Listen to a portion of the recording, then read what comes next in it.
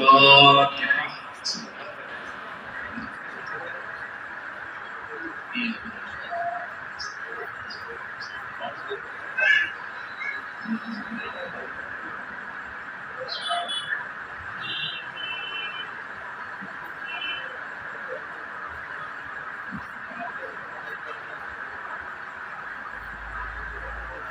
لا حول ولا قوة إلا بالله العلي العظيم. حسبنا الله ونعم الوكيل، نعم المولى ونعم النصير. أعوذ بالله من الشيطان اللعين الرجيم. بسم الله الرحمن الرحيم. رب اشرح لي صدري ويسر لي أمري واحلل عقدة من لساني يفقهوا قولي. الحمد لله الذي لا يخلق من خلقه القائل ولا يحصي نعمه العادون ولا يؤدي حقه المجتهدون الذي لا يدركه بعد الحكم ولا يناله بوصف الفتن الذي ليس لصفته حد محدود ولا نعت موجود ولا وقت محدود ولا أجر ممدود. فطر الخلائق بقدرته ونشر الرياح برحمته وابتدى بالصخور ميدان أرضه. الصلاة والسلام والتحية والإكرام على مولانا وحبيب قلوبنا وطبيب نفوسنا وشفيع ذنوبنا مولانا مقتدانا هادينا بالقاسم محمد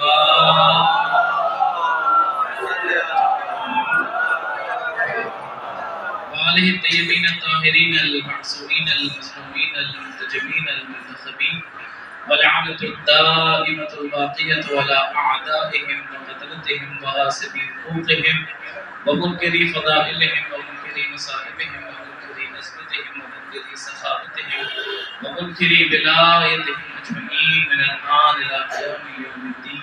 آمين يا رب العالمين. أما بعد فقد قال الله تبارك وتعالى في محكم كتابه الكريم وهو أصدق القائلين وقوله الحق. بسم الله الرحمن الرحيم. وقال ربكم ادعوني استجب لكم إن الذين يستكبرون عن عبادتي سيدخلون جهنم داخرين. صلوات.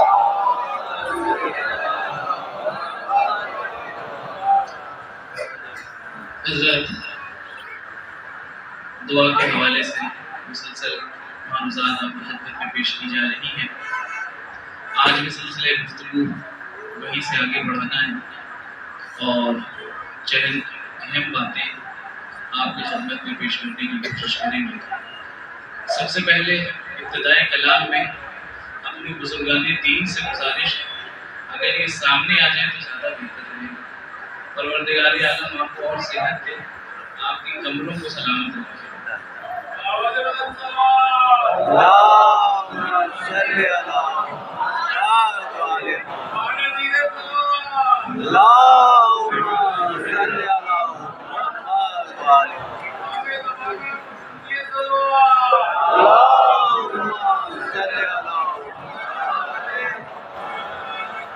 بارہا کہہ چکا ہوں، پھر سے کہہ رہا ہوں کہ قریب آؤ تو شاید ہمیں سمجھ لو گے. قریب آؤ تو شاید ہمیں سمجھ لو گے. یہ فاصلے تو غلط فہمیاں بڑھاتے ہیں، تو خوش فہمی بڑھائیے اور آگے تشریف لے آئیے. مل جل کے صلوات پڑھیں محمد و آل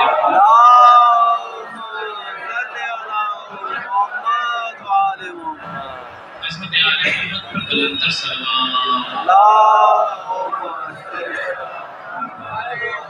اور ابتدائی کلام میں جو اعلان ہے وہ بھی سماعت فرما لیں.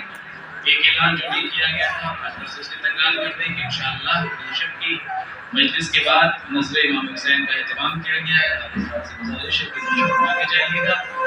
ساتھ ہی ساتھ ایک اعلان کل کی مجلس کا ہے. کل 4 بجے شام میں ایک کرود میں راجو کالونی میں جناب میسم صاحب کے گھر پہ مجلس اعزا کا انعقاد کیا گیا ہے.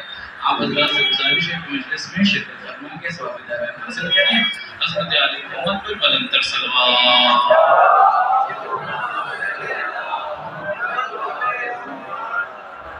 اپنے کل تک آپ کی خدمت پیش کیا تھا. باقی کو بھی سے آگے بڑھائیں گے. تنبیہ کا بالکل سہارا نہیں لینا ہے اس لیے کہ وقت کم وقت میں کچھ اہم باتیں آپ کی خدمت میں پیش کرنی ہے. ہم نے عرض کیا تھا کہ دعا ہی وہ وسیلہ ہے جو انسان کو اپنے خدا سے ملاتا ہے اور عبد اور معبود کا سب سے بہترین رشتہ اسی دعا کے ذریعے سے قائم ہوتا ہے۔ دنیا میں ہر انسان جو چاہتا ہے کہ معرفت پروردگار حاصل ہو جائے، خدا سے رابطہ برقرار ہو جائے، اسے چاہیے کہ اپنے خدا سے زیادہ دعائیں کرے۔ اور ہم نے یہ بھی آپ کی خدمت میں عرض کیا تھا کہ دعا کا سلیقہ جو بتایا گیا ہے اس میں سب سے اہم طریقہ یہ ہے، انسان کو چاہیے کہ دعا کو زبان پہ جاری کرے۔ دعا کا تعلق دل سے ضرور ہے کہ دل سے اللہ واقف ہے، خبردار ہے، آشنا ہے، وہ آپ کی دلی ساری مراد قبول کرے گا انشاءاللہ بحق سید الشہداء، بحق کریم کربلا۔ لیکن سوال یہ ہے کہ انسان زبان سے دعا کے کلمات جاری کرے۔ آپ زبان سے کہیے، آپ عرض کیجیے، گڑ گڑائیے۔ مثال طریقے دعا کے آپ کے سامنے مسلسل تقریر میں پیش کر چکا ہوں۔ آج بھی ایک طریقہ بتاؤں گا کہ وہ کون سا طریقہ ہے، وہ کون سا سلیقہ ہے جو انسان کو دعا کرنے کا زیادہ سے زیادہ سلیقہ سکھاتا ہے، اور ساتھ ہی ساتھ اس رشتے کو مضبوط کرتا ہے جو معبود اور عبد کے درمیان رشتہ ہے۔ اور وہ ہے کیا؟ دعاؤں میں سب سے اہم چیز جو آپ کی خدمت میں آپ پیش کرنی ہے وہ ہے انسان کا توکل بر خدا۔ اپنے خدا کے اوپر کتنا بھروسہ ہے، اپنے خدا کے اوپر کتنا اعتقاد ہے، کتنا یقین ہے، یہ کہیں نہ کہیں منحصر ہے آپ کے دعاؤں کی قبولیت کے لیے۔ انسان کی دعا تبھی قبول ہوگی جب وہ عقیدت کے ساتھ مانگے گا، جب وہ اس یقین کے ساتھ مانگے گا، اس ارادے کے ساتھ مانگے گا کہ جس سے مانگ رہے ہیں اس کے یہاں خزانے میں کوئی کمی واقع ہونے والی نہیں ہے۔ بارہا ایسے واقعات سنے ہوں گے، دیکھے ہوں گے آپ نے کہ بہت سے لوگ ہیں جو عزا خانے میں آتے ہیں، اپنے بچوں کو گہوارے سے مس کرتے ہیں، شفایاب ہو جاتے ہیں، حالانکہ ان کا تعلق ہمارے مکتب فکر سے نہیں ہوتا، ہمارے مذہب سے نہیں ہوتا، غیر مذہب کے ہوتے ہیں، غیر مسلم ہوتے ہیں، لیکن آتے ہیں عقیدت دکھاتے ہیں۔ متعدد آپ کو ایسے ہی واقعات مل جائیں گے۔ ایسا کیوں ہوتا ہے کہ ایسا انسان جو بظاہر امام حسین کو امام نہیں مانتا، جو کلمہ نہیں پڑھ رہا ہے حسین کے نانا کا، وہ آتا ہے اولاد بھی لے کے چلا جاتا ہے، رزق بھی لے کے چلا جاتا ہے، جو مانگتا ہے اسے مل جاتا ہے۔ ایک دو نہیں میں کہہ رہا ہوں، بہتیرے واقعات ہوں گے جو آپ نے سنے ہوں گے، دیکھے ہوں گے۔ اب چونکہ ہمارا مختلف مقامات پہ جانا ہوتا ہے تو ہم نے ایسے واقعات کو دیکھا ہے، شاہد ہیں، گواہ ہیں ایسے واقعات۔ بیٹا نہیں، بہت سال گزر چکے ہیں، بہت وقت ہو چکا ہے، لیکن اس کے باوجود کسی نے بتایا کہ ایک بار قاضی ابوالفضل عباس کے قدم کے نیچے دعا مانگتے تو دیکھو، بیٹے کو دعا کیسے قبول ہوتی ہے؟ مانگنے والے نے مانگی، دعا قبول ہوئی، اور اس کے بعد ایک سلسلہ ہے، اس کی عقیدت ہے، ہر سال آتا ہے، بچوں کی زیارت کرتا ہے، بچے کو لاتا ہے، اس طرح کے متعدد واقعات آتے ہیں۔ کیا آپ نے کبھی سوچا کہ جو حسین کے نانا کا کلمہ ہی نہیں پڑھ رہا ہے، حسین سے نوازتے ہیں؟ اللہ ایسے شخص کو کیسے دے دیتا ہے جو خود اللہ کا لا الہ الا اللہ نہیں کہتا، جو کلمہ توحید نہیں پڑھتا؟ معاملہ یہ ہے کہ بظاہر یہ کلمہ نہیں پڑھ رہا، بظاہر یہ لا الہ الا اللہ نہیں کہہ رہا، بظاہر یہ محمد رسول اللہ نہیں کہہ رہا، لیکن یقین کامل رکھتا ہے کہ اگر مجھے کوئی نواز سکتا ہے تو وہ اللہ کی ذات ہے، اسے نام کو۔ اور چونکہ یہ ہستیاں جن سے ہم متوسل ہوتے ہیں، جن سے ہم متبدل ہوتے ہیں، یہ ہستیاں نمائندے پروردگار ہیں، لہٰذا اللہ ان کے وسیلے سے ہمیں نوازے۔ ان کو یقین ہوتا ہے، ہمارا یقین کھوکھلا ہے، ہمارے پاس یقین نہیں ہے، ہمارے پاس عقیدہ نہیں۔ ہم عقیدے کے معاملے میں بہت کھوکھلے ہیں، ہم ذرا سے بھی گھبرا جاتے ہیں، ذرا سے بھی پریشان ہو جاتے ہیں۔ قرآن کیا کہہ رہا ہے؟ وَمَن يَتَوَكَّلْ عَلَى اللَّهِ فَهُوَ حَسْبُهُ، جس نے اللہ پہ بھروسہ کر لیا، یقین رکھ لیا، پھر اسے کسی اور کی ضرورت نہیں ہے، اس کے لیے اللہ ہی کافی ہے۔ ایک بار اللہ پہ بھروسہ کر، تاریخ میں ایسے ہزاروں گواہ اور شواہد مل جائیں گے جہاں پہ لوگوں نے اللہ پہ بھروسہ کیا اور اللہ نے بے پناہ نوازا، اور اتنا نوازا کہ دنیا میں بھی حیرت۔ آئیے آج ایک داستان اس کے حوالے سے خدمت میں پیش کروں، اور پھر آپ کو سمجھ میں آئے گا کہ کس طریقے سے دعا مانگتے وقت ہمیں اللہ پہ پورا توکل رکھنا چاہیے، بھروسہ رکھنا چاہیے، اور یقین کامل رکھنا چاہیے۔ دعا کو پروردگار خدا کے اوپر ہمیں زیادہ سے زیادہ توکل رکھنے کی توفیق عنایت فرمائے۔ میری ساری مجلس کا ستیہ ناش ہو جائے گا اس مائک کے چکر میں۔ مل جل کے صلوات پڑھیں محمد و آل محمد۔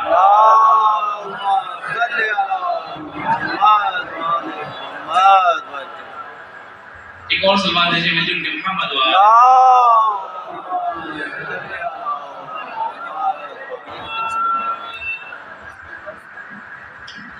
ایک اور صلوات دیجیے مل جل کے محمد و آل۔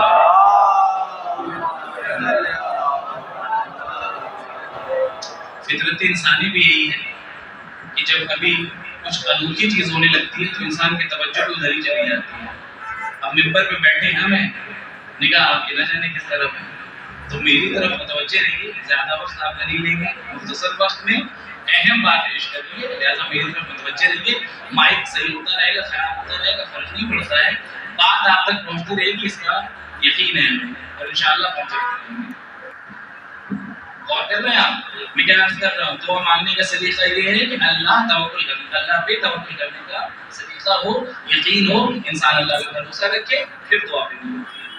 اور پھر اگر انسان گمراہی کے راستے پہ جا بھی رہا ہو تو اللہ اسے کہیں نہ کہیں نجات دے دیتا ہے۔ پہلی شرط توکل، سب سے پہلی چیز انسان کا توکل۔ مدینے کے اندر ایک خانوادہ تھا جو داخل ہوا، اسلام کا ابتدائی زمانہ ہے، ابھی اب اسلام کہ پھیل رہا ہے عرب کے اندر اور چاروں طرف چرچا ہے سرکار دو عالم کا، اور جوز در جوز لوگ دائرہ اسلام کے اندر داخل ہو رہے ہیں، اور یدخلون فی دین اللہ افواجا، یہ وہ زمانہ ہے، بہت زیادہ مسلمان تیزی سے تعداد میں بڑھ رہے ہیں۔ اس دور میں ایک فیملی تھی، ایک خانوادہ تھا جو مدینے میں نیا نیا وارد ہوا ہے، نیا، اور اتفاق ایسا تھا کہ وہ فیملی جو تھی وہ جس علاقے کی رہنے والی تھی وہ پیسے کے لحاظ سے، دولت کے لحاظ سے بہت متمول افراد تھے، دولت مند لوگ تھے، ان کے پاس خزانہ تھا، دولت تھی بہت زیادہ، اور اس باپ کی ایک بیٹی تھی، ماں موجود پہلے سے نہیں تھی۔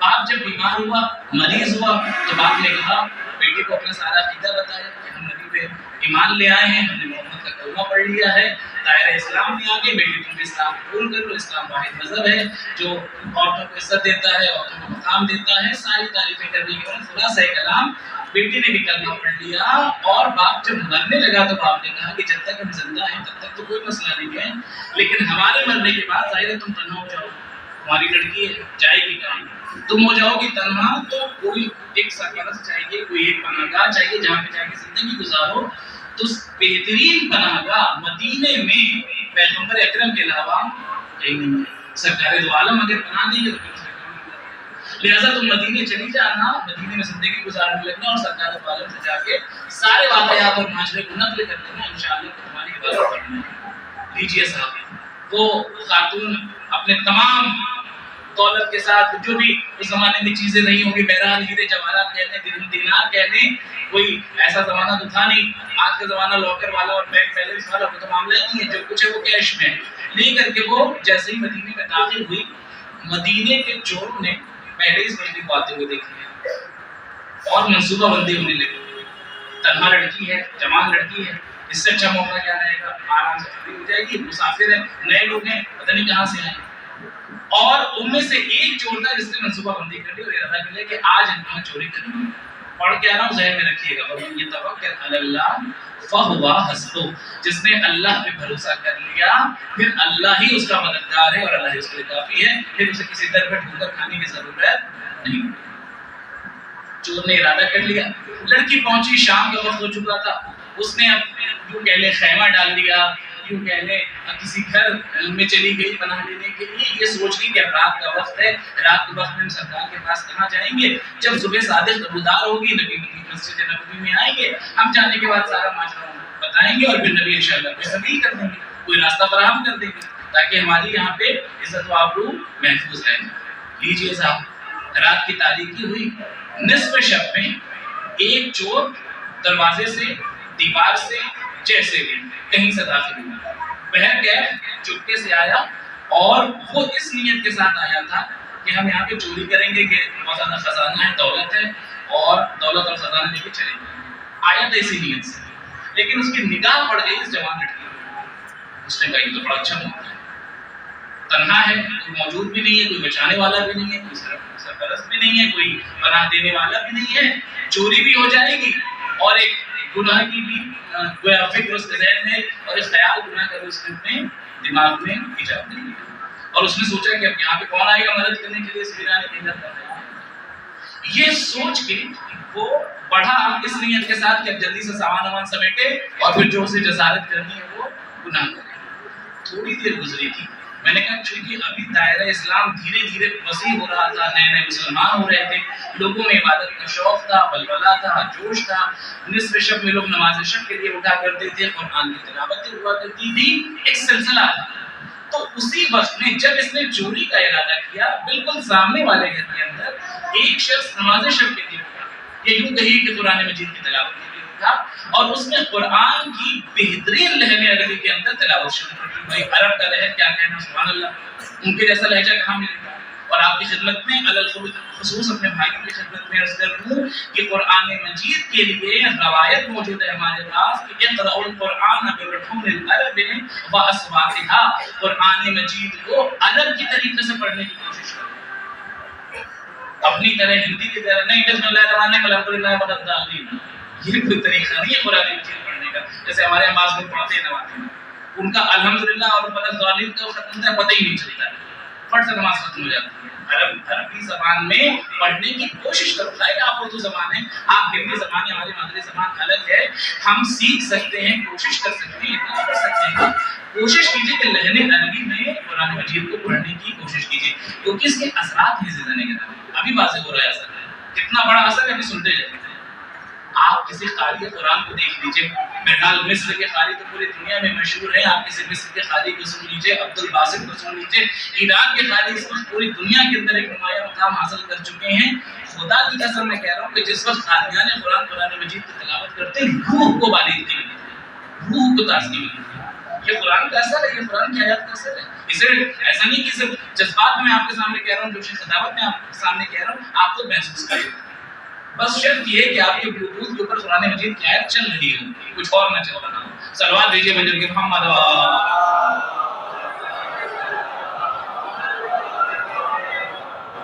ہاں کچھ اور چل رہا ہوگا، اس کا بھی اثر ہے، اس کا بھی اثر ہے، لیکن فرق ہے، کچھ اور چلے گا تو اس کا اثر آپ کے جسم پہ ہوگا، قرآن کی آیت چلے گی تو اس کا اثر آپ کی روح پہ ہوگا۔ جسم پہ کیسا ہوتا ہے دیکھا ہے ہم نے جوان میں، یہ جو روڈ پہ آج کل ایکسیڈنٹ ہو رہے ہیں اس کی وجہ یہ بھی ہے، یہ بھی ایک وجہ ہے، ایکسیڈنٹ ہو رہے ہیں، آئے دن ہوتے رہتے ہیں، بلوٹوتھ لگا ہوا ہے، چل رہے ہیں، خاص چیزیں سن رہے ہیں۔ سچا عاشق نبی، سچا عاشق رسول، سچا حیدری، سچا حسینی وہی ہوگا جس کے کان میں قرآن کی آواز جائے، لہویات کی آواز نہ جائے۔ اور صرف 10 دن نہیں کہ ہم 10 دن کے اندر ندیم سرور اور عرفان حیدر کے سارے نوحے سن کے اور قرآن مجید سن کے مومن بن جائیں، نہیں، 365 دن ذہن میں رکھیں، سال کے ہر دن اس کے اثرات آپ کی زندگی میں مترتب ہوں گے۔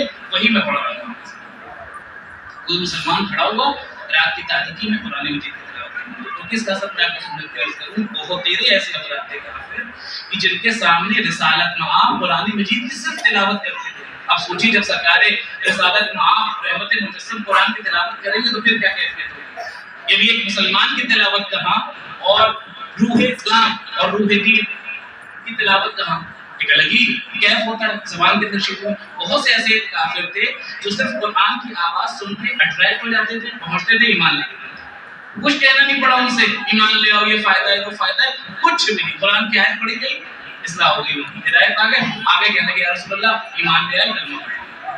یہ تھا اصل قرآن مجید کا، ہے قرآن مجید کا اصل۔ قرآن خود ارشاد فرما رہا ہے وَنُنَزِّلُ مِنَ الْقُرْآنِ مَا هُوَ شِفَاءٌ وَرَحْمَةٌ لِلْمُؤْمِنِينَ، قرآن شفا بھی ہے، قرآن رحمت بھی ہے، ہم نہیں سمجھ پا رہے کیونکہ ہمارا عقیدہ کمزور ہے، ہمارا عقیدہ متزلزل ہے۔ الغرض اس نے چوری کا ارادہ کیا، اس نے قرآن مجید کی تلاوت کا ارادہ کیا، اور اس نے قرآن مجید کی آیت کی تلاوت شروع کی۔ اللہ جسے ہدایت دینا چاہے، جس راستے سے دینا چاہے، بس اپنی سمجھ لیجیے وہی ماجرا تھا۔ اتفاقاً اس نے اس آیت کریمہ کی تلاوت شروع کی جو میں آپ کے سامنے پڑھ رہا ہوں۔ بسم اللہ الرحمن الرحیم، فَأَمَّا مَنْ خَافَ مَقَامَ رَبِّهِ وَنَهَى النَّفْسَ عَنِ الْهَوَىٰ فَإِنَّ الْجَنَّةَ هِيَ الْمَأْوَىٰ۔ صلوات بھیج دیں مل کے محمد۔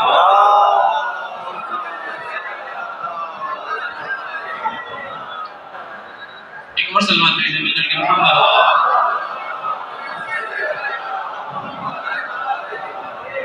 اتفاق ایسا تھا کہ اس نے اس آیت کا انتخاب کیا، وَأَمَّا مَنْ خَافَ مَقَامَ رَبِّهِ وَنَهَى النَّفْسَ عَنِ الْهَوَىٰ فَإِنَّ الْجَنَّةَ هِيَ الْمَأْوَىٰ۔ وہ جو ڈرا، جس نے خوف کیا، اللہ کا خوف دل میں رکھا، اور نَهَى النَّفْسَ عَنِ الْهَوَىٰ، اپنے خواہشات نفسانی کی مخالفت کی، فَإِنَّ الْجَنَّةَ هِيَ الْمَأْوَىٰ، پھر تو جنت اس کا مقدر ہے، پھر تو جنت اس کے نصیب میں ہے۔ اگر جنتی بننا ہے تو دو کام کرو، خوف خدا کر لو، خواہشات نفسانی کو قربان کرو۔ یہ چاہتے ہیں ابھی تک سورہ بیدار ہو رہے ہیں، اور اس نے نہ جانے کس لہر میں پڑھا، کس شان میں پڑھا کہ یہ آیت، جو کہ اب دیکھیں عربی میں آپ کے سامنے پڑھ رہا ہوں، میں آپ کے سامنے ترجمہ کر رہا ہوں، وہ تو عرب تھا نا، اس کے لیے تو قرآن مجید کی آیت بالکل روشن تھی، واضح صاف الفاظ ہے، لفظی معنی بھی دیکھ لیا جائے تب بھی صاف ہے۔ ڈر گیا، خوفزدہ ہو گیا، ایک لمحے کے لیے سوچتا ہے کہ ابھی لمحوں میں مجھے دولت بھی مل جائے گی اور جو میرا دوسرا مقصد ہے وہ بھی پورا ہو جائے گا، لیکن پھر مجھے اللہ کی خوشبودی نہیں مل پائے گی، پھر مجھے جنت نہیں مل پائے گی، اور جنت کے لیے اتنا چھوٹا موٹا سودا میں نہیں کرنے والا کہ جنت کے چکر میں اتنی چھوٹی موٹی چیز کے چکر میں جنت کو چھوڑ دوں، ہرگز نہیں ہو سکتا۔ جنت بہت بڑی ہے، یہ دنیا کی دولت چھوٹی ہے۔ توبہ کیا، استغفار کیا، اٹھا، واپس چلا۔ لیکن جب واپس جانے لگا تو اتفاق وقت، اکثر چوروں کے ساتھ ایسا ہو جاتا ہے، یوں کہیں کہ پیر کسی چیز سے ٹکرا گیا، کچھ آواز ہو رہی، اب جو آواز ہوئی ہے لڑکی اٹھی اور اس نے اس شخص کو جاتے ہوئے دیکھا، لیکن اس کا چہرہ نہیں دیکھا، پیچھے سے دیکھا کہ کوئی تو آیا تھا گھر کے اندر، وہ بھاگ رہا ہے، یہ گھبرا گئی، اس کا مطلب کہ کوئی غلط نیت سے میرے گھر کے اندر آیا، یہ گھبرا گئی، ڈر گئی، وہ تو فوراً بھاگ گیا، جو وہ توبہ کر چکا تھا، استغفار کر چکا تھا، ایسا نہیں کہ لڑکی کے جاننے کے بھاگا تھا، پہلے ہی توبہ استغفار کر چکا تھا، بھاگ گیا، اور ادھر لڑکی کی آنکھ کھل گئی، بڑی مشکل سے رات گزاری اس نے، جیسے ہی نماز صبح کا معاملہ آیا یہ فوراً مسجد میں پہنچ گئی۔ اور ظاہر ہے میں نے کہا ابتدائی اسلام ہے، صبح کی نماز میں بھی پوری مسجد کھچاکھچ بھری رہا، وہ ہمارے یہاں کی مسجد تھوڑی نہ تھی جو ظہر اور مغرب میں تو بھر جاتی ہے، لیکن صبح کی نماز میں یا مؤذن دکھائی دیتے ہیں یا امام جماعت دکھائی دیتے ہیں۔ جی اگر حقیقت ہے تو مل جل کے سلوات پڑھ دیجیے، مل جل کے محمد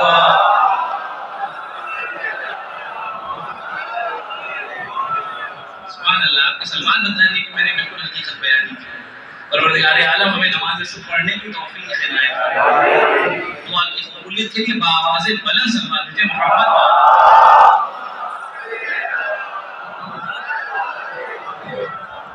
غور کیجیے گا۔ اب لڑکی کی آنکھ کھل گئی، لڑکی نے دیکھ لیا، لڑکی مسجد پہنچ گئی اس ارادے کے ساتھ کہ نبی کو خبردار کرے، مطلع کرے، بتائے کہ حالات بڑے خراب ہیں، میرے گھر میں تو چور بھی آ گئے، یعنی دولت خزانہ تو ایک طرف، میرے عزت آبرو بھی خطرے میں ہے۔ اور چور نے کیا کیا، جب چور چونکہ توبہ کر چکا تھا، استغفار کر چکا تھا، بعد یہ شخص صحابی بھی بنا، مومن بنا، جب اللہ نے ہدایت دی تھی بہرحال، تو اٹھا، اور اٹھنے کے بعد اس نے بھی مسجد کا ارادہ کر لیا کہ چلیں اللہ کے گھر میں، چلنے کے بعد توبہ کریں، استغفار کریں، نماز پڑھیں، جو بھی ارادے سے آئے تھے بہرحال اللہ معاف فرمائے، اور جو ابھی تک چوریاں کی تھی وہ بھی معاف فرمائے، یہ بھی مسجد آ گیا۔ تو ان کے ساتھ کیا ماجرا ہوگا کہ جیسے ہی یہ مسجد میں آ کے بیٹھے نماز پڑھنے کے ارادے سے، رسالت ماں تشریف فرما ہیں، صحابہ تشریف فرما ہیں، دیکھا کہ سامنے سے وہی جوان لڑکی ہے جو چلی آ رہی ہے۔ اب ان کو پوچھیے تو کاٹے تو دور نہیں، اب کیا، ہم تو آئے تھے توبہ استغفار کر کے، یہاں لڑکی آ گئی ہے، اب تو عزت آبرو بھی گئی اور سب کچھ گیا۔ یہ ہے وسوسہ شیطانی، یہ آپ کے ساتھ بھی ہوا، کیا کیا، اور کہیں نہ کہیں ہوا ہوگا، آپ اس سے متفق رہیں گے۔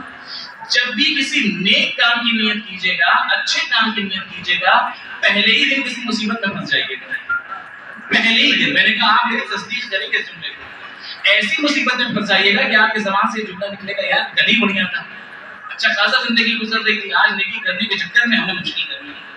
جی اول وقت نماز پڑھنے کے عادی نہیں تھے، نماز کو پڑھتے ہیں الحمدللہ، میرے سامنے مومنین تشریف فرمائے، سب نمازی ہیں، فرض کر لیں اول وقت نماز پڑھنے کے عادی نہیں تھے، ارادہ کر لیا کہ اب اول وقت نماز پڑھنا ہے، پہلے دن اول وقت نماز پڑھنے کے لیے گئے، آفس سے فون آ گیا کہ باس نے کہا کہ یہ ہمیشہ لیٹ ہو جاتا ہے، اس کو نکالو کمپنی سے باہر۔ ہم نے کر لو بھیا، کب تک اچھا خاصا دیر میں نماز پڑھتے تھے، نوکری بھی چل رہی تھی، کام کاج بھی چل رہا تھا، پہلے دن اول وقت کی نیت کی اور پریشانی کا سامنا ہو گیا۔ یہ ہوتا ہے، یہ کیا ہے، اس سے سوائے وسوسہ شیطانی کی کچھ بھی نہیں ہے، شیطان آپ کو آپ کی نیکی سے دور کرنا چاہتا ہے۔ لہذا جب بھی ایسا خیال آئے کسی بھی نیک کام کی کرتے وقت لاحول دیجیے، استغفار کیجیے، اور سمجھ جائیے کہ شیطان ہے جو آپ کے سارے خیر سے روکنا چاہتا ہے۔ انہوں نے بھی یہی سوچا، برا پھنس گئے، پہلا دن تھا، مسجد میں آئے تھے، زندگی تو چوری میں گزری تھی، تب تک تو عزت آبرو بچی ہوئی تھی، تب تک کوئی نہیں جانتا تھا، اور آج جب مسجد میں نمازی بن کے آئے ہیں تو پہلے ہی دن عزت کا جنازہ نکلنے والا ہے۔ آگے لڑکی جوان، لیکن ان کو یہ نہیں معلوم تھا کہ اس نے چہرہ نہیں دیکھا، پیچھے سے دیکھا۔ وہ آئی، اس نے آگے نبی کی خدمت میں عرض ادب کیا، سلام کیا، یا رسول اللہ فلاں علاقے سے آئی ہوں، میرا باپ پہ ایمان لایا تھا، میں بھی آپ کا کلمہ پڑھ کے مسلمان ہوئی تھی، میرے باپ کا بھی 2 روز پہلے انتقال ہوا ہے۔ میرے باپ نے پوری تفصیل بیان کی کہ یہ کہا تھا کہ جب میں نہیں رہوں گا ظاہر ہے تم تنہا ہو جاؤ گی اور تمہیں سہارے کی ضرورت ہوگی، تو سہارا اس وقت ساری امت کا محمد کے علاوہ کوئی نہیں ہے، جاؤ وہیں چلی جانا، وہ تم کو پناہ دینے والے ہیں، تمہیں آسرا دینے والے ہیں، اور وہ تمہارے لیے کوئی انتظام نہیں کرتے۔ تو یا رسول اللہ آپ کی خدمت میں آئی ہوں اس لیے کہ جیسے ہی میں آپ کے شہر میں آئی، کل شب میں ایک چور میرے گھر میں آیا تھا۔ رسالت وہاں مسکرائے، دلوں کا حال جاننے والے ہیں، غیب کی خبر رکھنے والے ہیں۔ کہ کیا ہوا؟ کہ چور آیا تھا، چوری کے ارادے سے آیا تھا، لیکن نہیں پتا ایسا کیا ہوا کہ اچانک وہ واپس چلا گیا۔ شاید اس نے مجھے اٹھتا ہوا دیکھ لیا، بیدار ہوتے ہوئے دیکھ لیا، وہ واپس چلا گیا۔ یا رسول اللہ چوری تو نہیں ہوئی، میری عزت آبرو تو سلامت رہ گئی، لیکن مجھے ڈر ہے اب کیا ہوگا، کل بھی میرے گھر میں کوئی ایسی حرکت کر سکتا ہے۔ تو یا رسول اللہ میرے لیے کوئی ترکیب بتائیں، میرا کوئی راستہ نکالیں، میرا کوئی حل نہیں۔ اب ظاہر ہے ایسی جوان لڑکی کا کیا حل ہو سکتا ہے سوائے ازدواج کے، کہ شادی ہو جائے، ایک سہارا ہو جائے، ایک ہم سفر ہو جائے، شریک سفر ہو جائے، تاکہ یہ مشکل سے نجات مل جائے۔ رسالت مآب نے کہا پھر یہی ایک راستہ ہے کہ ہم تمہارے لیے ازدواج کا راستہ فراہم کریں۔ میں نے پڑھ دیا، آپ نے سن لیا۔ شادی اسلام میں سب سے آسان ترین عمل تھا، ہم نے سب سے مشکل ترین بنا دیا۔ شادی اتنا کوئی کمپلیکیٹڈ مسئلہ نہیں تھا، اتنی مشکلات جو شادی کے اندر ہوتی ہیں، ایک بچی پیدا ہو جائے، ذرا باپ کو دیکھیے کیسے شانے جھک جاتے ہیں اس کے، ذرا دیکھیے اس باپ کو، اس کا بیٹی پیدا ہو جائے کیا حالت ہو جاتی ہے اس کی، جہیز کیسے لائیں گے، سامان کیسے لائیں گے، بڑا کیسے کریں گے، حفاظت کیسے کریں گے، 50 باتیں ذہن میں آ جاتی ہیں۔ کیوں؟ کیونکہ معاشرے نے شادی کو اتنا سختی بنا دیا۔ وہ غریب جس کے یہاں بیٹی پیدا ہو جائے، اس کی پوری زندگی سی فکر کے اندر اور سوچ کے اندر گزر جاتی ہے کہ بچے کے ساتھ کریں گے کیا، کیسے اس کی شادی ہو جائے، کیسے اس کا حل نکالیں گے۔ کیوں؟ کیونکہ ہم نے شادی کو مشکل بنا دیا۔ شادی کتنا آسان ترین عمل ہے، سن لیجیے باتیں کے اندر، میں پڑھ رہا ہوں آپ سے، کتنا آسان ترین عمل ہے۔ پیغمبر اکرم نے کہا شادی کرو گی؟ کہ یا رسول اللہ آپ جو سبیل نکالیں گے۔ میرے باپ نے کہا تھا جو پیغمبر کہیں گے، جو نبی کہیں گے، اسی پہ عمل ہوگا، آپ جو فرمائیں۔ پیغمبر نے کہا ازدواج کے علاوہ کوئی اور راستہ نہیں ہے جو تمہارا محافظ ہو سکے۔ اور ایک مرتبہ صحابیوں کی طرف نگاہ کی، حضور بڑے بڑے بوڑھوں نے انگڑائیاں دینا شروع کر دی، لیکن رسالت مآب کی نگاہ تلاش کرتے کرتے کرتے کرتے اسی جوان پہ جا کے ٹک گئی جو چوری کے ارادے سے اس کے گھر میں گیا۔ فَمَن يَتَوَكَّلْ عَلَى اللَّهِ فَهُوَ حَسْبُهُ وَأَمَّا مَنْ خَافَ مَقَامَ رَبِّهِ وَنَهَى النَّفْسَ عَنِ الْهَوَىٰ فَإِنَّ الْجَنَّةَ هِيَ الْمَأْوَىٰ۔ سلوات بھیجنے میں دل کے محبت ہو رہا ہے۔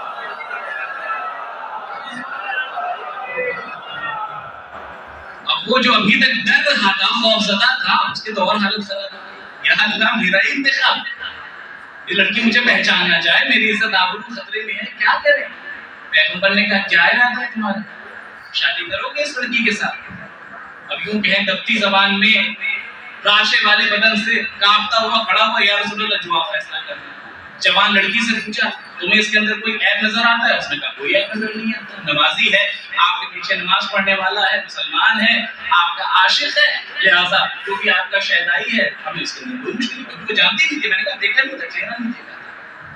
ہوا کیا؟ نبی نے فوراً شادی کر دی، وہی مسجد میں شادی کر دی۔ یہ ہے اسلام کی تعلیم، یہ ہے نبی کی تعلیم۔ شادی اتنی آسان ہے۔ ہم نے کیا کیا؟ ہم نے جو اسلام کا سب سے آسان ترین عمل تھا اسے سب سے مشکل بنا دیا، جو سب سے مشکل عمل تھا اس کو سب سے آسان بنا دیا۔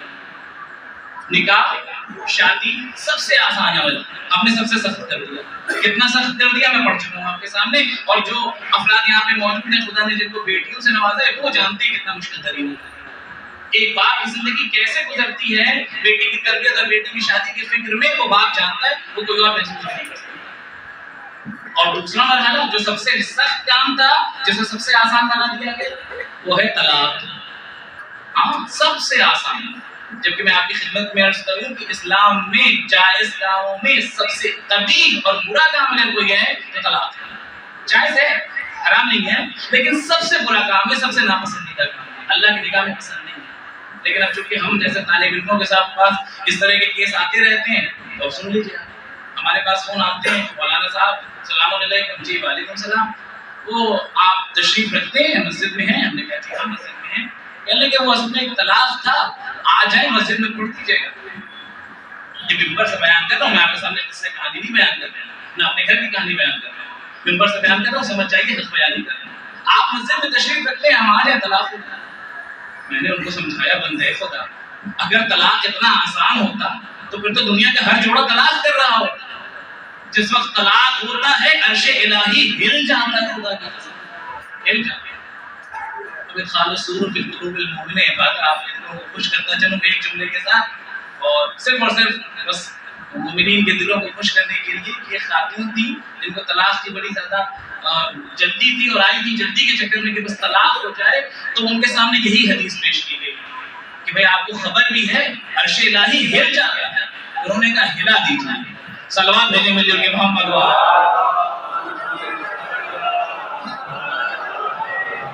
لیکن ہلتا ہے تو ہل جائے عرش الہی، ہمیں فرق نہیں. یہ ہے مسلمانوں کے جنہوں نے نہیں سمجھا نکاح ہے، جنہوں نے نہیں سمجھا طلاق. سب سے بدترین کام جائز کام ہوگی جو ناپسندیدہ ہے وہ ہے طلاق. بہت آسان ہو گیا، جس کو دیکھ لیجیے وہ ایک لمحے میں پہنچا رہا طلاق کرانے کے لیے، جبکہ اسلام میں شرائط ایسی نہیں کرنا. شرائط ہیں، بہت شرائط ہیں، اور جب کوئی راستہ نہیں بچتا ہے تب جا کے طلاق کی منزل آتی ہے. ورنہ قرآن کیا کہہ رہا ہے؟ وَعَاشِرُوهُنَّ بِالْمَعْرُوفِ، ایک دوسرے کے ساتھ اچھائی سے پیش آؤ. اگر نہیں بن رہی ہے تب بھی کوشش کرو، تب بھی کوشش کرو، مینج کرو کسی بھی طریقے سے، لیکن کرو. کرنا ہے تو لڑائی جھگڑے کے وجہ سے طلاق ہو جانا، نظریاتی اختلاف میں طلاق ہو جانا، یہ کوئی اچھی بات نہیں ہے.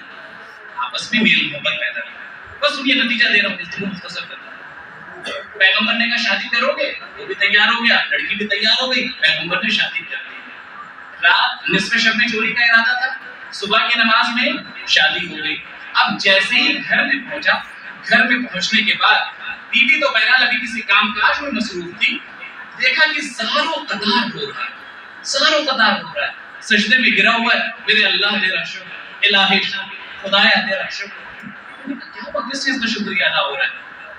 کس چیز کا شکریہ ادا کر رہا ہے؟ کہ میں تمہیں کیسے بتاؤں کہ میں کس چیز کا شکریہ ادا کر رہا ہوں؟ کبھی بتاؤ تو صحیح کس چیز کا شکریہ ادا ہو رہا ہے. کہ تمہیں خبر بھی ہے ابھی چند گھنٹوں پہلے جو فعل حرام کے قصے تمہارے گھر کے اندر آیا تھا، آج اللہ نے ایک توبہ کی وجہ سے ساری چیزیں جائز بنا کے اس کے خدمت میں. آج تم بھی میری خدمت میں آ گئی، آج دولت بھی سب میری ہو گئی. ظاہر کون ہے اس کا دولت کا وارث؟ کون ہے اس کے علاوہ؟ شوہر ہو گیا نا، اب ہر چیز کا وارث ہو گیا نا. اللہ نے دولت سے بھی نواز دیا، اللہ نے لڑکی بھی دے دی، شادی بھی ہو گئی، گناہ سے بھی بچ گیا. کس چیز سے؟ ایک چیز سے. وَمَن يَتَوَکَّلْ عَلَى اللَّهِ فَهُوَ حَسْبُهُ. جس نے اللہ پہ ایک بار بھروسہ کر پھر دیکھیں اللہ کیسے.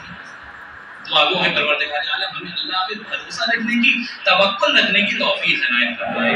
دعا کی قبولیت کے لیے بآواز بلند سبحان دیجیے محمد.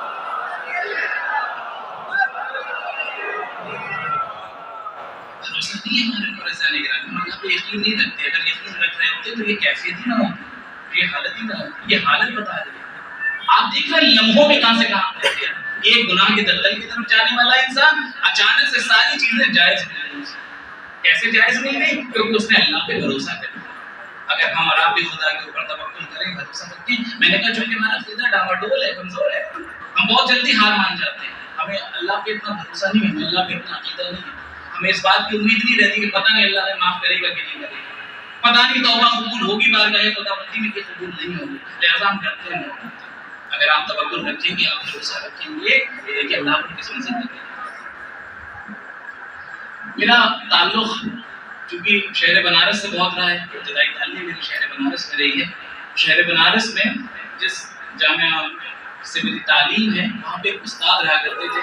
آج سے یعنی تقریباً 80s 90s کی بات ہے. میں نے انہیں نہیں دیکھا، میرے استاد کے بھی استاد ہیں، استاد الاساتذ. اور جو بات میں آپ کے سامنے پیش کرنے جا رہا ہوں وہ بھی میرے استاد نے نقل کی، اپنی طرف سے نہیں پیش کر رہا ہوں. میں نے اپنے استاد سے سنا، انہوں نے ان سے سنا جن کا واقعہ ہے. مولانا تفضل مہدی خدا غریق رحمت جاری.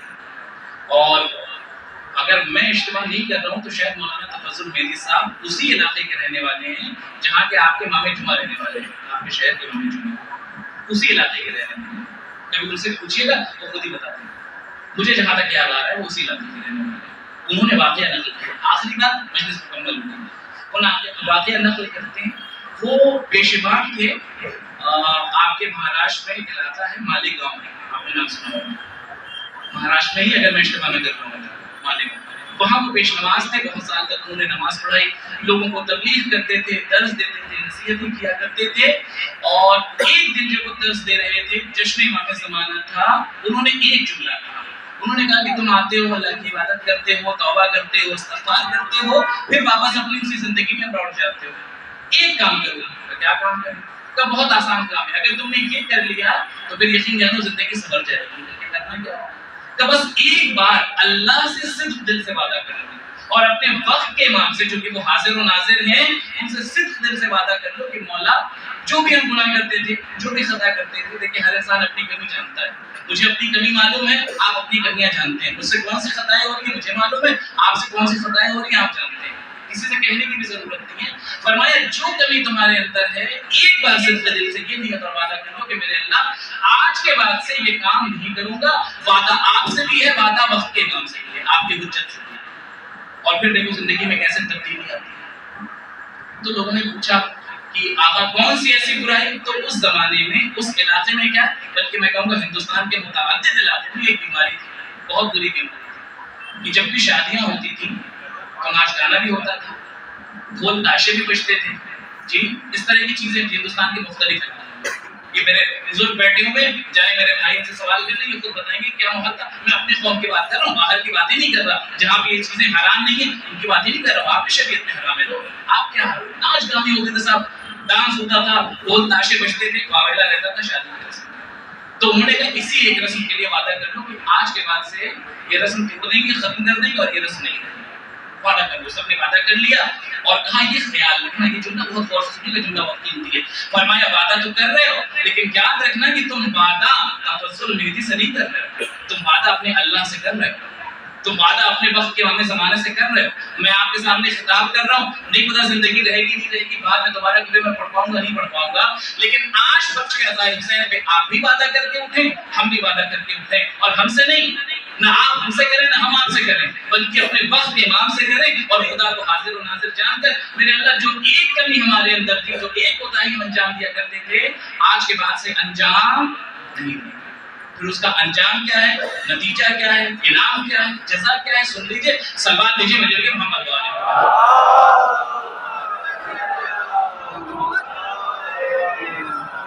کہتے ہیں کہ سب نے وعدہ کر لیا، بات ختم ہو گئی، میں گفتگو کو بہت جلدی سمیٹ رہا ہوں، مختصر کر رہا ہوں۔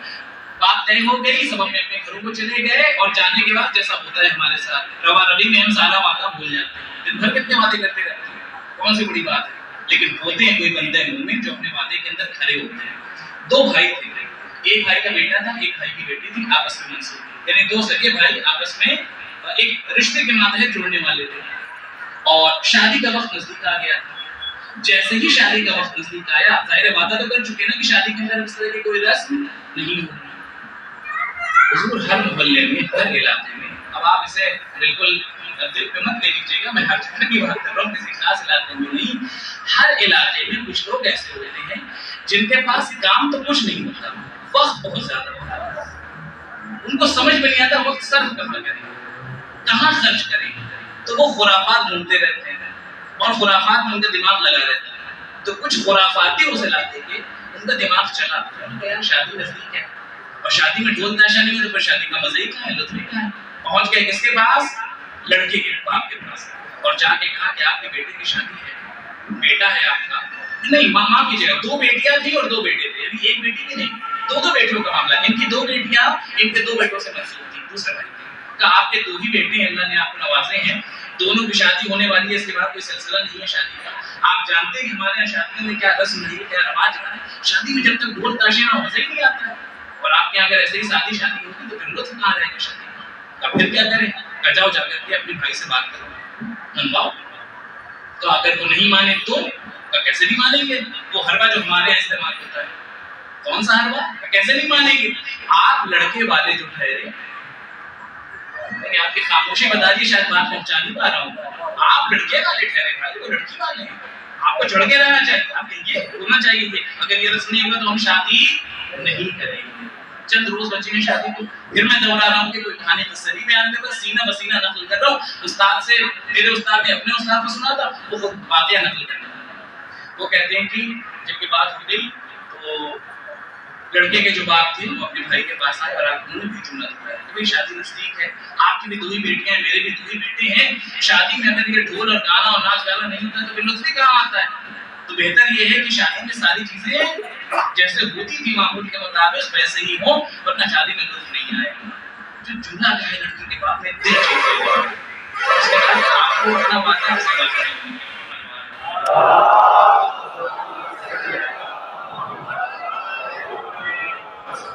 انہوں نے کہا کہ آپ کو اپنا وعدہ یاد ہے جو آپ نے وعدہ کیا تھا؟ کہنے لگے ہاں وعدہ یاد ہے، لیکن آپ سمجھتے تو ہیں شادی کا لطف کس چیز میں ہے؟ اگر یہ ساری چیزیں نہیں ہوئی تو پھر شادی کیسے ہوگی؟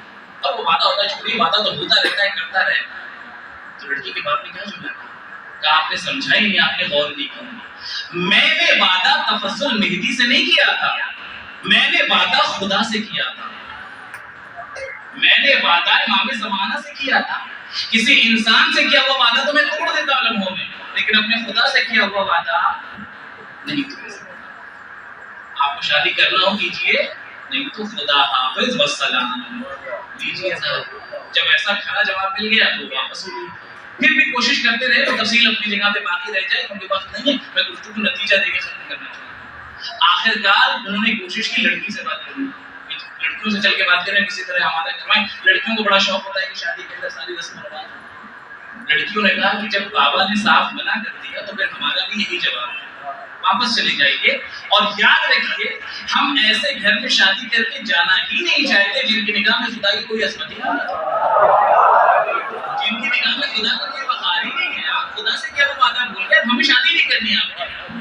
پھر میں دوہراؤں گا، اگر یہ قصہ کہانی ہوتا تو بات سمجھ میں آتی۔ ذرا اس باپ سے پوچھیے جس کی شادی کو، بچوں کی شادی کو 3 دن بچے ہوں اور شادی ٹوٹ جائے۔ حضور ہم نے باپوں کو مرتے دیکھا ہے ہاسپٹل کے اندر، مرتے دیکھا ہے ہمیں لمحوں کے اندر، جن کے ساتھ یہ حادثہ ہو جائے پھر انہیں خبر ملے کہ شادی ختم ہو گئی، کینسل کر دی، کسی بھی وجہ سے کسی بھی حالات میں باپ سڑک پہ آ جاتا ہے، باپ ہاسپٹل پہنچ جاتا ہے۔ ہم نے ایسا بھی دیکھا ہے، آپ نے بھی دیکھا ہوگا۔ لیکن جس کے نگاہ میں اللہ ہو، جس کی نگاہ میں اللہ کے اوپر توکل بھروسہ ہو، اللہ کیسے نوازے گا سنتے رہیے، خالی نتیجہ نکلے۔ لڑکی نے کہا ہمیں شادی نہیں کرنی، سارا سامان تیار ہے، کھانا بہرحال جو بھی آرڈر ہوتا ہے ساری چیزیں ہو چکی ہیں۔ لڑکی نے کہا نہیں، باپ کی شادی کے لیے تو کہہ دیا کہ ہم نہیں کریں گے، لیکن ہے تو لڑکی کا باپ ہے۔ دل ٹوٹ گیا، شکستہ دل کے ساتھ مسجد میں آیا اور مسجد میں آ کے کہتا ہے کہ میرے اللہ، میں نے تجھ پہ بھروسہ کیا تھا، وقت کے امام پہ بھروسہ کرتے ہوئے میں نے اتنا بڑا قدم اٹھایا، اب میری بیٹیوں کا ذمہ دار تو ہے، میں نے تجھ پہ بھروسہ کیا۔ کہتے ہیں کہ نماز مکمل ہوئی، نماز ختم کرنے کے بعد جیسے ہی پلٹا دیکھا پیچھے 2 لڑکے کھڑے ہوئے تھے، وہ 2 بھائی تھے، سگے بھائی تھے، نہ جانے کہاں سے آئے تھے، مسافر تھے، کسی پروجیکٹ کے سلسلے سے آئے تھے، کام کے سلسلے سے، بزنس کے سلسلے سے، اللہ بہتر جانے، اس کی تفصیل میرے ذہن میں نہیں ہے، میں نے نہیں سنا تھا۔ وہ دونوں بھائی آگے کہتے ہیں کہ ہم آپ کے شہر میں ابھی ابھی داخل ہوئے ہیں اور ہم نے آپ کے شہر کے اندر یہ سارے واقعات سنے ہیں، ہم نے اپنے ماں باپ سے بات کر لی ہے، آپ چاہیں تو ہمارے ماں باپ سے بات کر لیں، ہم متدین بھی ہیں، اللہ کا کلمہ پڑھنے والے ہیں، نبی کا کلمہ پڑھنے والے ہیں، عاشق امیر مومنین عاشق حسین ہیں، ہم شادی کرنے کے لیے تیار ہیں، آپ اپنا فیصلہ سنا لیجیے۔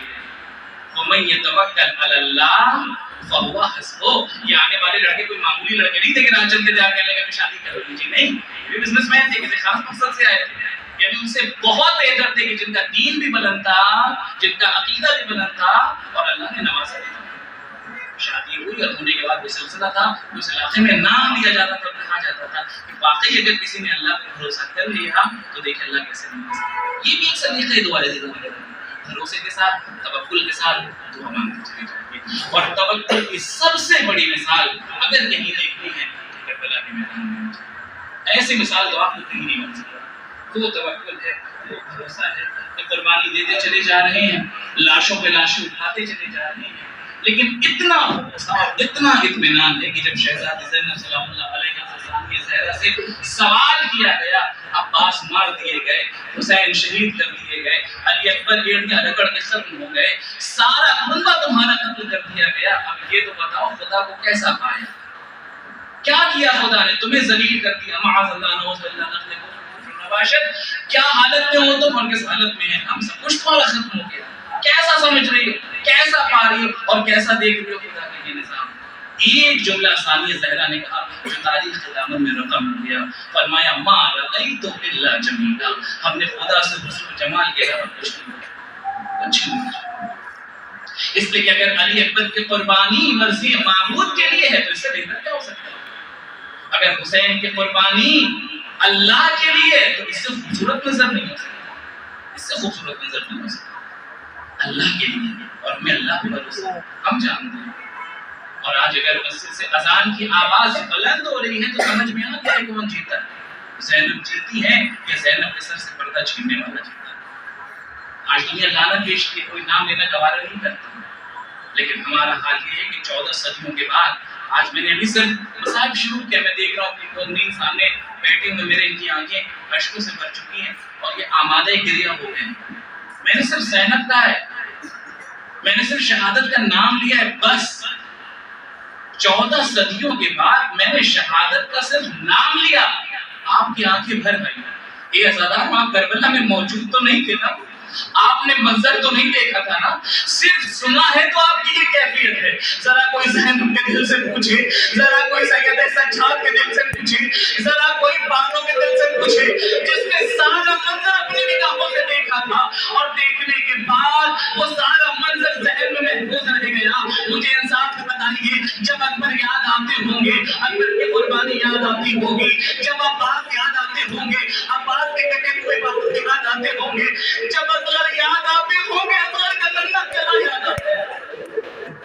اجرکم اللہ، اجرکم اللہ۔ خدا ان آوازوں پہ اپنی رحمت نازل کرے۔ ختم کرتی ہوں مجلس، بس ایک جملہ مسائل پر سنے اور مجلس مکمل کرتی۔ وہ سارے مناظر نگاہوں کے سامنے آ جاتے رہے ہوں گے۔ میرا دل کہتا ہے کربلا کے بعد جتنی بیتیاں بھی تھی اور سید سجاد جن کے مصائب آپ سنتے رہتے ہیں، ہر لمحہ گریہ کرتے رہتے تھے، ہر لمحہ روتے رہتے تھے۔ یہاں تو عالم یہ ہے کہ نہ صرف یہ کہ آنکھ سے آنسو بہ رہے ہیں بلکہ خون کے آنسو میرا سید سجاد ہے، کیونکہ منظر نگاہوں کے سامنے تھا، بار بار سارا منظر نگاہوں کے سامنے آ جاتا ہے، برداشت نہیں کر پاتے۔ گھر سے باہر نکلے گریہ کر رہے ہیں، رو رہے ہیں، چاہنے والے نے دیکھا ہر وقت گریہ کرتے رہتے ہیں، نزدیک آیا اور آگے کہتا ہے کہ مولا اتنا گریہ کیوں کرتے ہیں؟ شہادت تو آپ کے گھر کی میراث ہے، آخر اتنا گریہ کرنے کا کیا سبب ہے؟ مولا تڑپ گئے، آواز دی، تم نے انصاف نہیں کیا، شہادت ہمارے گھر کی میراث ہے۔ ماں بہنوں کا بازاروں میں لٹایا جانا، بے ندا شام و کوفہ کے بازار میں جانا، یہ تو ہمارے گھر کی میراث نہیں ہے۔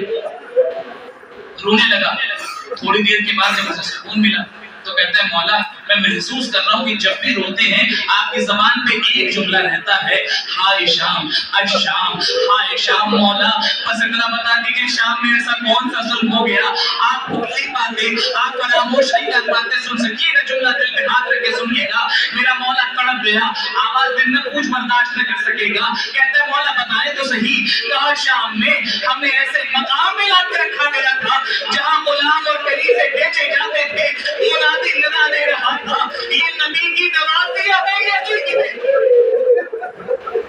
آؤ تماشا دیکھو، آؤ پتھر مارو، آؤ علی کا انتقام ہے۔ اشرف مسافر ہے، مدینے میں آیا ہے، آخری جملہ مجلس مکمل کرتی، سید سجاد کو نہیں پہچانتے، نہیں جانتے، معرفت نہیں ہے، آگے بازار میں کھڑا ہوتا ہے، روز کا معمول دیکھتا ہے کہ جب بھی امام کا گزر بازار سے ہوتا ہے، جو بازار میں قصاب، جو قصائی ہوتے ہیں وہ اپنی دکانوں پہ پردے ڈالتے ہیں۔ اسے نہیں سمجھ میں آتا تھا یہ کیا ماجرا ہے، ایک تو یہ رونے والا شخص ہے کون کہ بازار میں جہاں جاتا ہے گریہ کھڑا رہتا ہے، ہر لمحہ روتا ہے۔ خدا کی قسم مسائل ایسے کہ 1000 بار آپ نے سنے ہوں گے، 1000 بار میں نے پڑھا ہوگا، لیکن درد ہے ایک ایک جملے کے اندر جو میں پڑھ رہا ہوں، نہیں سمجھ پایا، نہیں پہچان پایا۔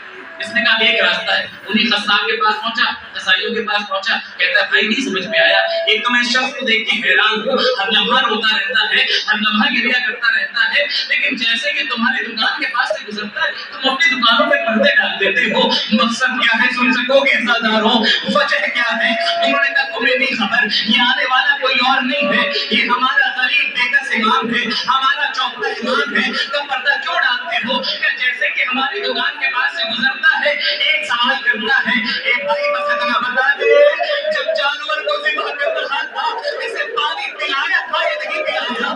ہم کہتے ہیں مولا ہم جانور کو پیاسا ذبح نہیں کرتے، ایک مرتبہ کربلا کا رخ کرتا ہے، ہائے میرا بابا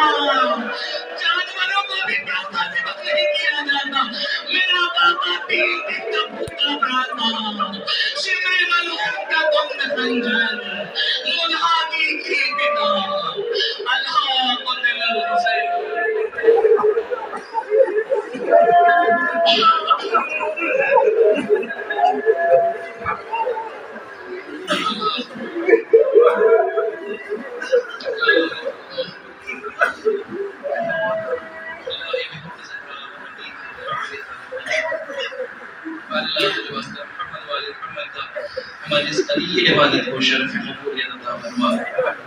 میرے اللہ تجھے واسطہ محمد و آل محمد کا جہاں جہاں بھی شیعہ حیدری کر رہا ہے ان کی جان مال عزت و آبرو کی حفاظت فرما۔